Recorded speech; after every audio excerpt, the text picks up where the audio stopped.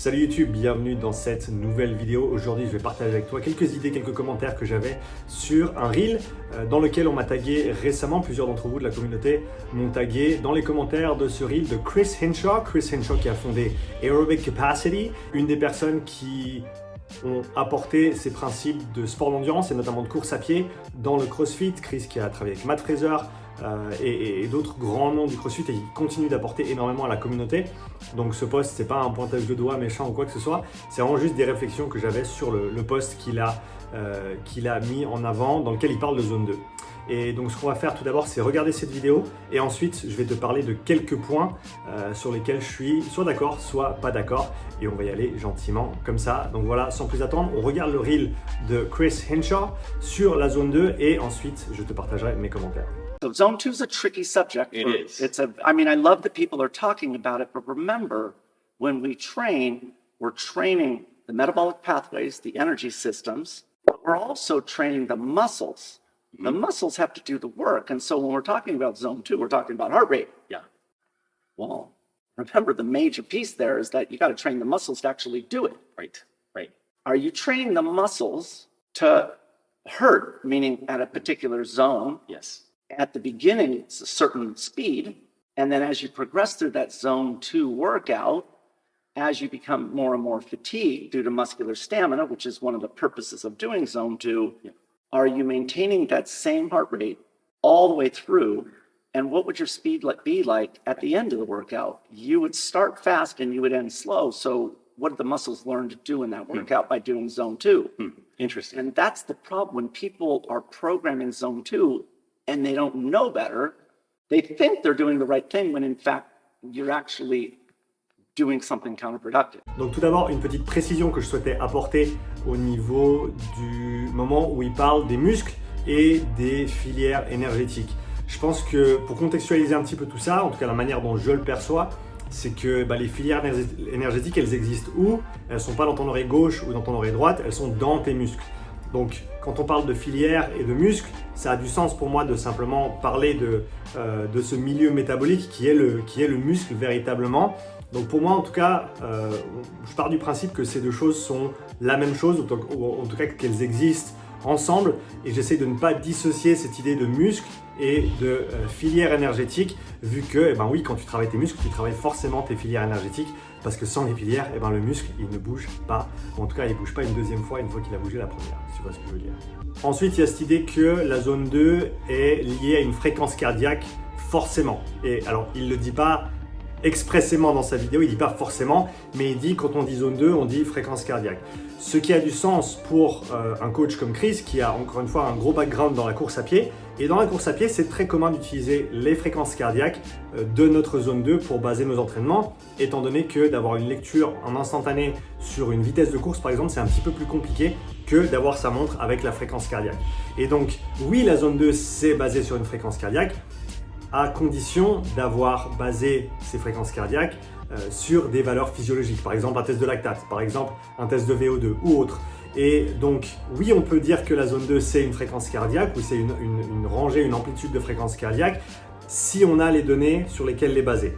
Et c'est important encore une fois de dire que les fréquences cardiaques de zone 2 ne vont pas être les mêmes selon si on court, on fait du vélo ou on nage. Ensuite, il parle d'un sujet extrêmement intéressant, il parle de muscular stamina ou muscle stamina, donc d'endurance, de durabilité, et ça c'est un concept extrêmement intéressant et extrêmement pertinent, surtout en ce moment dans les sports d'endurance, parce que c'est un facteur de la performance qui a été oublié ou simplement auquel on n'a pas prêté attention pendant très longtemps, mais ça arrive au devant de la scène dans les sports d'endurance. Il y a notamment beaucoup d'études dans le cyclisme qui sont en train d'être faites, parce qu'au final, c'est pas ta puissance critique ou ton seuil quand tu es frais qui va compter, c'est combien de watts tu peux développer dans les 10 derniers kilomètres après 5 heures de vélo.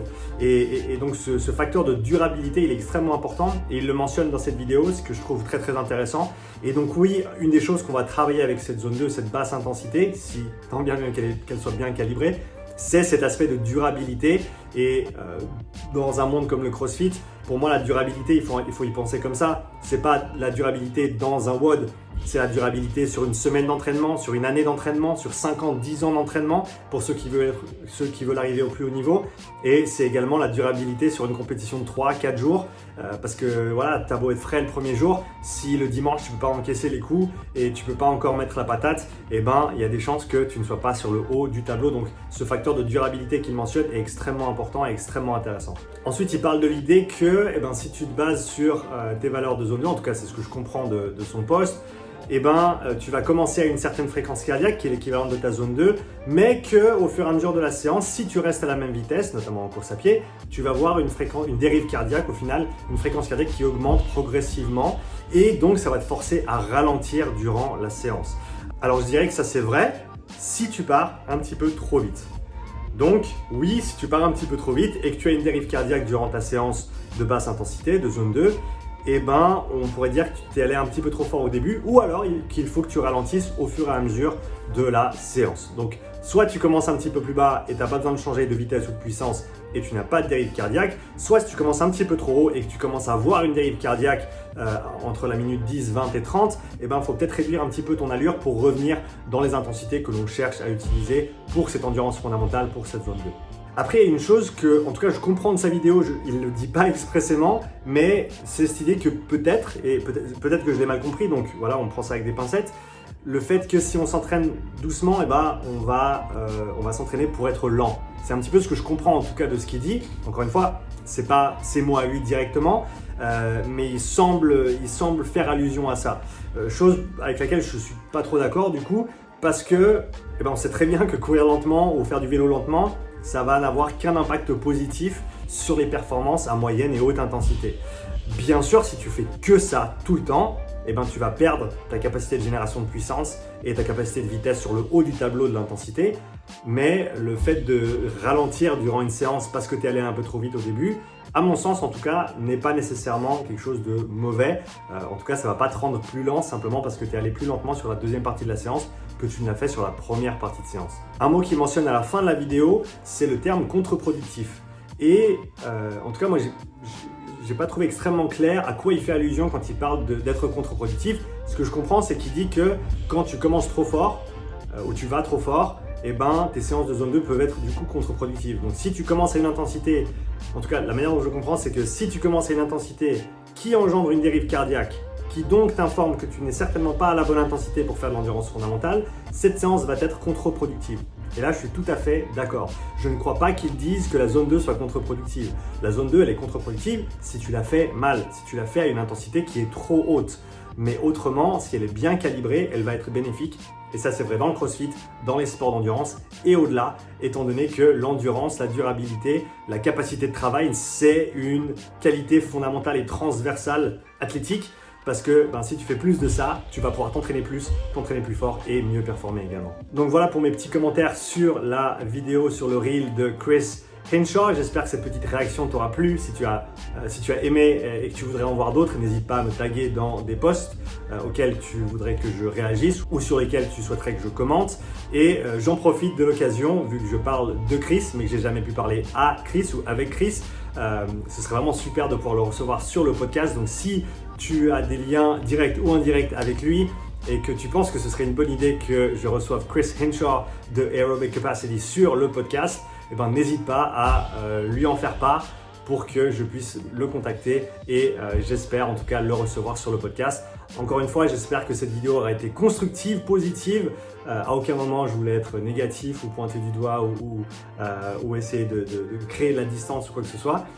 Donc voilà, merci d'avoir regardé cette vidéo. N'hésite pas à me laisser un like et un commentaire si tu l'as apprécié et à bientôt.